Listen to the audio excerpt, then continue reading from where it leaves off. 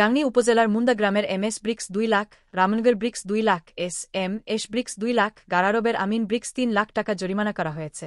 উচ্চ আদালতের নির্দেশে অবৈধ ইটভাটা বন্ধে মেহেরপুর জেলা প্রশাসনের অভিযানের অংশ হিসেবে গাংনীর 4টি ইটভাটা থেকে 9 লাখ টাকা জরিমানা আদায় করা হয়েছে। শনিবার 15 মার্চ বিকেলে গাংনী উপজেলা নির্বাহী অফিসার ও ভ্রাম্যমাণ আদালতের নির্বাহী ম্যাজিস্ট্রেট প্রীতম সাহা এই জরিমানা আদায় করেন। একই সাথে অর্থদণ্ডিত 4টি ইটভাটা বন্ধের ঘোষণা দিয়ে ব্যানার টাঙ্গিয়ে দেওয়া হয়। জানা গেছে, জেলা প্রশাসন ও পরিবেশ অধিদপ্তরের যৌথ অভিযানে পুলিশ ও সেনাবাহিনীর সদস্যরা সহায়তা করেন।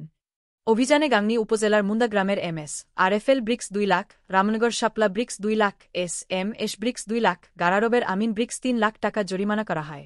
পরিবেশ অধিদপ্তর ও জেলা প্রশাসনের লাইসেন্স ছাড়াই অবৈধ পন্থায় ইট প্রস্তুত ও বিক্রি করার অপরাধে এসব ইটভাটা মালিকের কাছ থেকে মোট 9 লাখ টাকা জরিমানা আদায় করা হয়। মুজিবনগর খবরে নিউজ এর জন্য যোগাযোগ করুন। আশফারুল হাসান সুমন, উপদেষ্টা সম্পাদক, মোবাইল 01722226606।